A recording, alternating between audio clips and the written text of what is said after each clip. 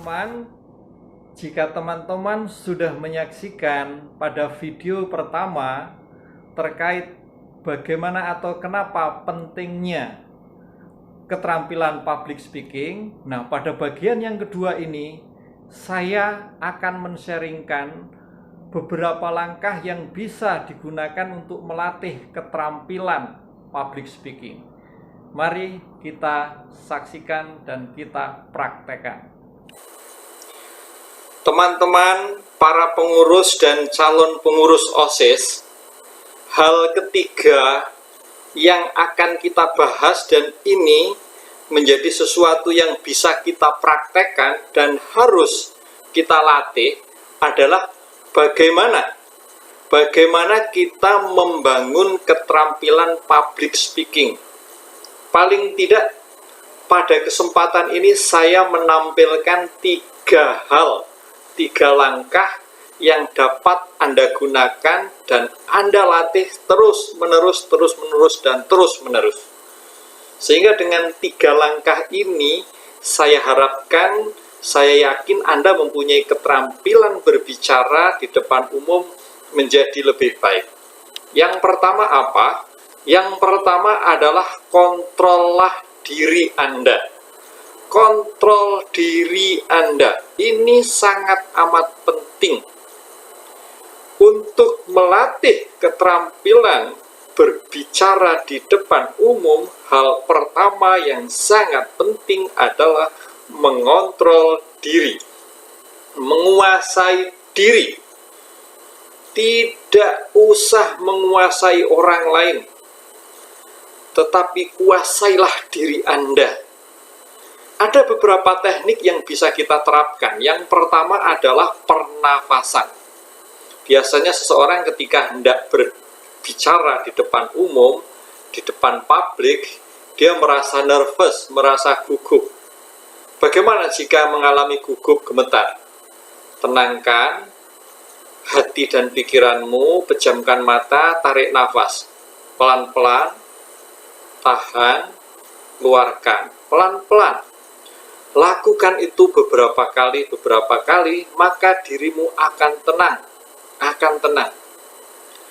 Cara yang kedua yang bisa Anda lakukan adalah dengan menghitung mundur lah. 10, 9, 8, 7, 6, sambil Anda berjalan pelan-pelan, hitunglah. Supaya apa? Supaya tubuh kita ini darahnya di dalam tubuh kita darahnya mengalir dengan lebih tenang. Hal ketiga yang juga banyak dilakukan oleh orang dan biasanya berhasil itu bernyanyi. Bernyanyi bukan untuk orang lain, maka ketika suara kita jelek, suara Anda kurang bagus, ya nggak usah malu. Ini bernyanyi untuk diri sendiri. Ya apalah, balonku ada 5, atau cicak-cicak di dinding, atau cicak rowo, bernyanyilah. Mengapa? Karena dengan kita bernyanyi, sebenarnya hati kita ini akan menjadi lebih happy. Perasaan kita, emosi kita itu happy. Dan orang yang happy itu lebih mudah untuk menguasai diri. Dan yang ke-1, 2, 3, yang keempat bergerak. Yang saya maksud bergerak itu ya stretching lah, misalkan begini ya. Lemaskan badan Anda, lemaskan. Jalan sini atau lari kecil-kecil.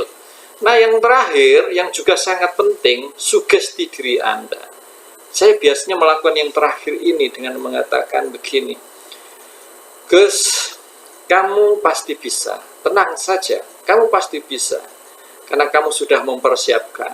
Gus, ini kesempatan yang paling baik bagi kamu untuk memberikan yang terbaik kepada dirimu.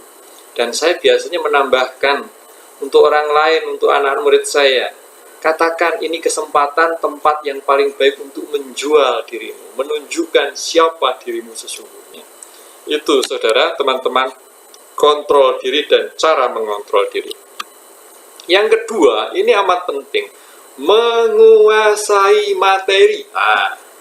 Menguasai materi. Saya yakin ketika Anda tidak menguasai materi, Anda akan nervous, akan bingung. Atau orang seolah-olah merasa percaya diri banget. Sehingga dia tidak melatih menguasai materi, ngomong, Yang bicarakan akhirnya ngalor ngidul, tidak menunjukkan kualitas dirinya. Kesempatan yang diberikan kepada Anda ketika Anda berbicara di depan umum akan hilang jika Anda tidak menguasai materi. Ada orang yang mengatakan, kuasailah audiens, kuasailah panggung. No, tidak. Kuasai diri Anda dan kuasai materi Anda. Bagaimana cara menguasai materi? Nah, ini pertanyaan. Bagaimana? Cara menguasai materi banyak sekali caranya. Yang jelas Anda harus menguasai dengan cara menghafal. Menghafal. Apa yang mau kamu katakan, hafal. Pada sebuah kesempatan saya mendampingi siswa saya untuk mengikuti lomba berpidato. Saya dengarkan, saya perhatikan. Dia menjadi ragu ketika dia melupakan sesuatu kalimat. Maka, Anda harus hafal. Yang akan Anda katakan itu dihafalkan. Nah, itu. Caranya menghafalkan ini bagaimana?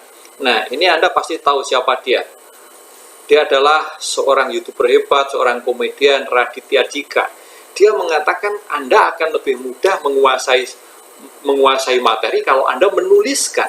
Tuliskan skripnya, apa yang mau kamu katakan itu ditulis.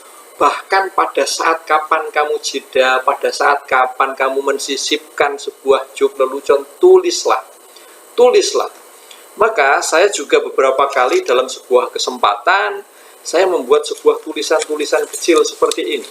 Tulisan-tulisan kecil supaya saya tidak lupa untuk menghafalkan. Nah, ini penting ya, menuliskan. Nah, mungkin Anda pernah menonton film The Lion King. Di situ ada Simba, anak dari raja hutan, yang dituduh membunuh bapaknya, menjadi penyebab kematian bapaknya, lalu dia kabur lari dari kawanannya, dan dia harus kembali karena kawannya dipimpin oleh pamannya, tapi kawanannya mengalami penderitaan yang luar biasa. Nah, untuk mengembalikan rasa percaya diri, ini yang berikutnya, dia membangun sebuah identitas citra diri yang positif, bahwa kamu pasti bisa. Ada kalimat yang sangat terkenal yang disampaikan oleh ayahnya dan selalu dia ingat, yaitu adalah kamu pasti bisa, kamu pasti bisa. Nah, maka bangunlah rasa percaya diri, citra diri Anda yang positif. Misalkan, oh, saya berkualitas, saya bisa, saya mempunyai kecerdasan, saya mempunyai wajah menarik, saya bisa melucu. Itu adalah identitas diri positif yang bisa membangun rasa percaya diri.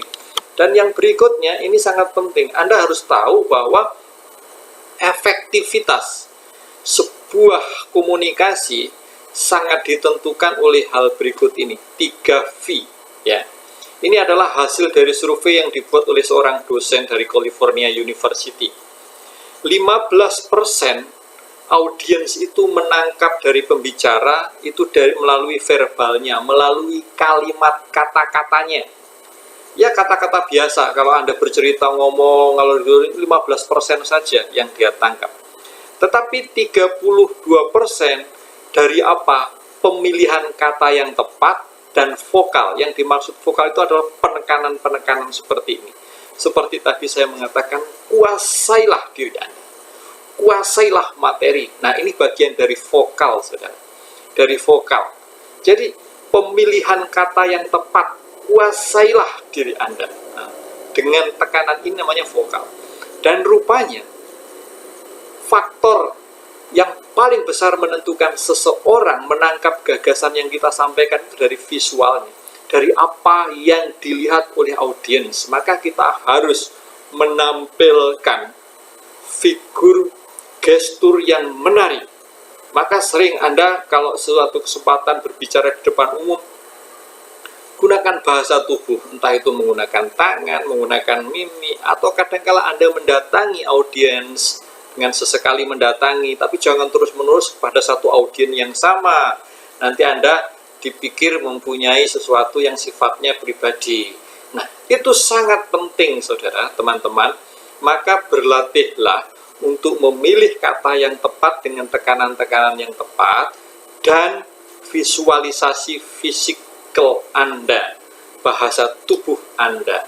Itulah yang bisa saya sampaikan, beberapa langkah, 3 langkah penting yang bisa kita praktekkan supaya kita mempunyai keterampilan public speaking yang baik, keterampilan komunikasi yang baik. Saya percaya ketika teman-teman mempunyai keterampilan berbicara di depan umum yang baik, Anda akan menjadi salah satu orang yang selalu dibutuhkan, dicari, dan kemungkinan besar Anda akan menjadi seorang pemimpin.